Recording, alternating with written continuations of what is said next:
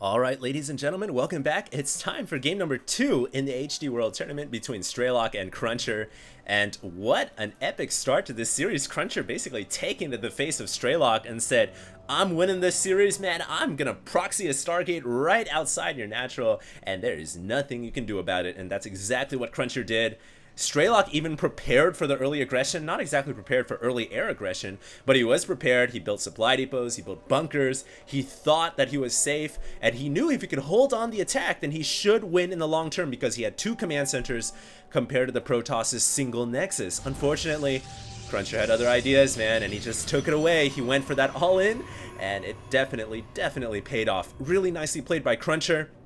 And last game I expected a macro game. This time I do expect another macro game because it is a pretty big map. It's Shakura's Plateau. For goodness sake, it's a huge map.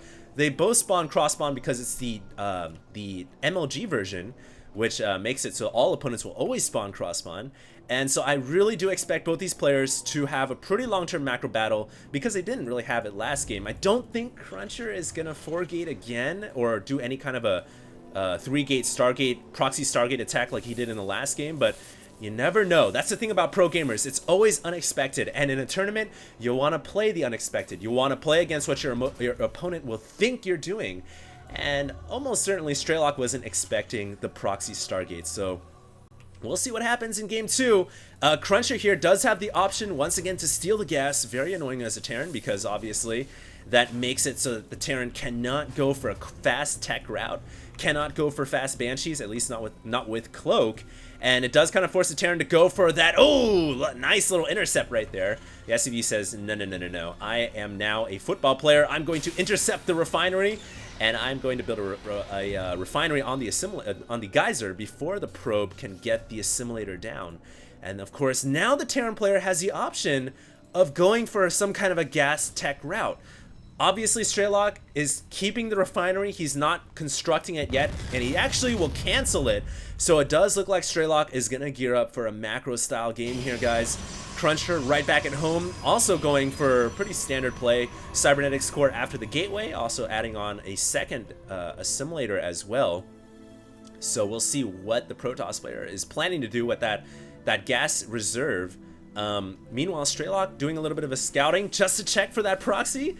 Just to check for the cheese, because indeed he did get cheese last game, and he doesn't want the same thing to happen again. Now, the one spot that Terran players will usually check is right here. That's where the Stargates and the Gateways usually get hidden against a Terran, and we do have a Reaper on the way. Now, this Reaper will be used as its primary function for scouting, but if Strelok can get any probe kills, any whatsoever, that is really going to help. Oh, SCV here, almost getting surrounded by the probes, but if that Reaper can get any probe kills as he did in the last game, that really adds up in the long term. And I think that's one of the reasons why Strelok was able to hold on against that all-out rush last game so well. He really didn't buckle until the 2nd or 3rd wave. So kudos to Strelok. It looks like indeed he will be walling off once again with supply depots and a bunker.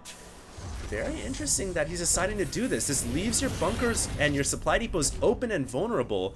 But if Strelok's plan is to immediately grab his natural and then get his forces down here, then I don't see a problem with that. Now, the Reaper is on the way. This Reaper is going to be absolutely crucial. It needs to do its scouting duty. And we do have a Stargate being constructed, this time not proxy, in the back corner.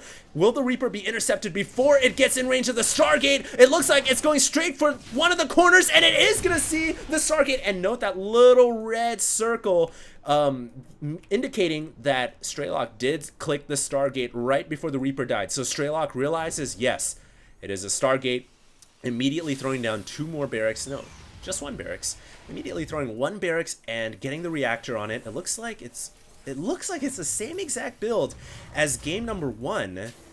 He has a factory after 2 barracks, and I guess we're gonna see a Stargate or Starport right away to get those medvacs out.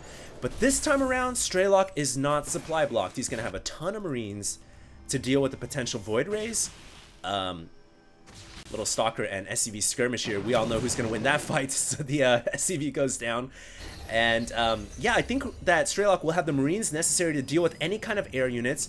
Cruncher actually is switching it up here. He's now getting a Phoenix rather than getting a Void Ray, and he's also got a robotics facility coming down, so it looks like Cruncher will be going to go for the skies this time, but rather than going for the all-in kill strategy and style, he's actually going to go for Phoenix, and this is more of a harass-oriented style.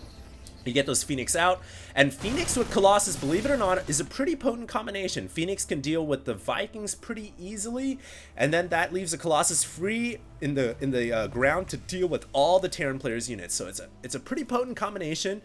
Strelok so far hasn't really done any scouting so far. It looks like he's trying to get an SCV in there, but that's going to get picked off by the Stalker and the Sentry. And a Comsat, really nice Comsat here, seeing if the Protoss player has his natural yet. And Cruncher finally getting the natural down. Wow, he actually gets a natural pretty late here. Right now, Strelok has no idea really what's coming because he scanned, he saw Cruncher didn't have the Nexus yet, Cruncher then throwing up the Nexus as a Comsat was about to expire, so really tricky play right here by Cruncher, trying to tell Strelok that yes, I am expanding, even though it is a little late. Strelok now finally thinks, okay, now that you're expanding, I can grab my natural expansion, so he's main-arting all his SCVs over, but little does he realize that there is a pretty massive Phoenix fleet in the sky. Even though he scanned the Stargate, I don't think he's expecting a ton of Phoenixes, and because of that, as you guys can see, he doesn't have an engineering bay, he doesn't have missile turrets. So right now, he is extremely vulnerable to these Phoenix. It looks like, though, Cruncher will be falling back to defend as Strelok is making an attack with Marines and dropships. Very interesting timing here as he's pushing out while the Protoss is expanding.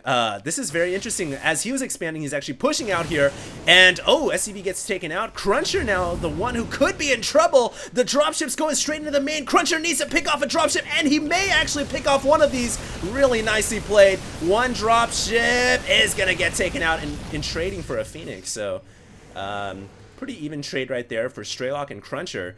And now really this game is definitely on the wire, with both armies kind of in each other's face. The Phoenix free to go into the mineral line and do whatever they want. It looks like they will be going to pick off reinforcing units. Really nice play right here by Cruncher, eliminating the dropships and keeping that dropship count low. That's gonna really come in handy when the battle happens.